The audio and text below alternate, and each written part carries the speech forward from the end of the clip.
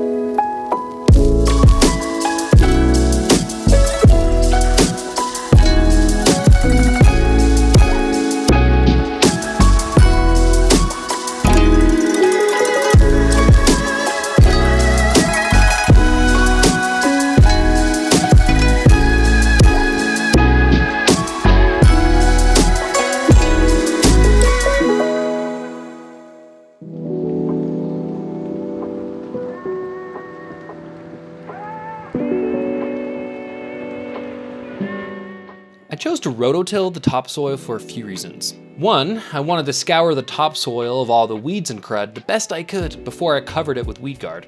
And two, I wanted to level out the soil as much as possible. You can't really tell well from the video, but the ground was incredibly uneven and bumpy.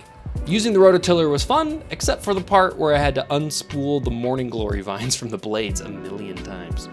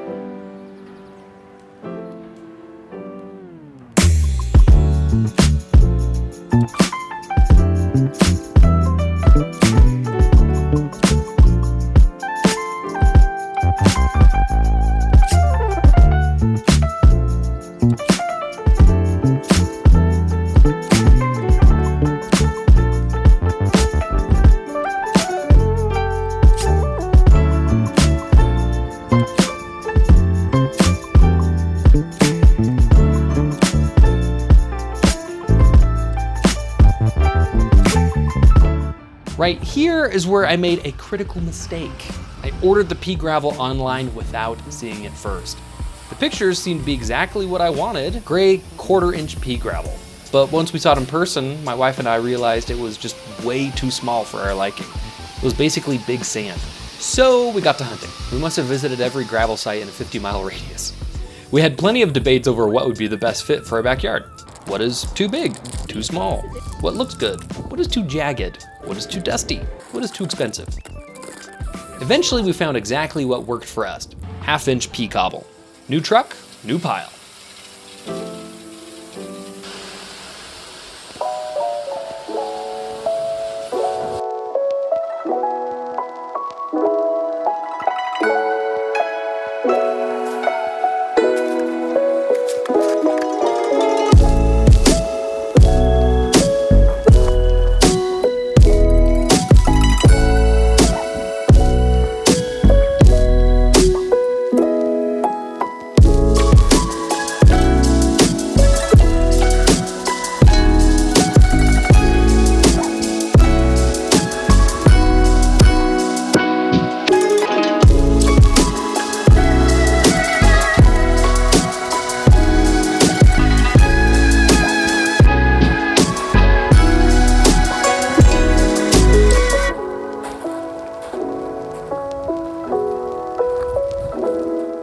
And that's it.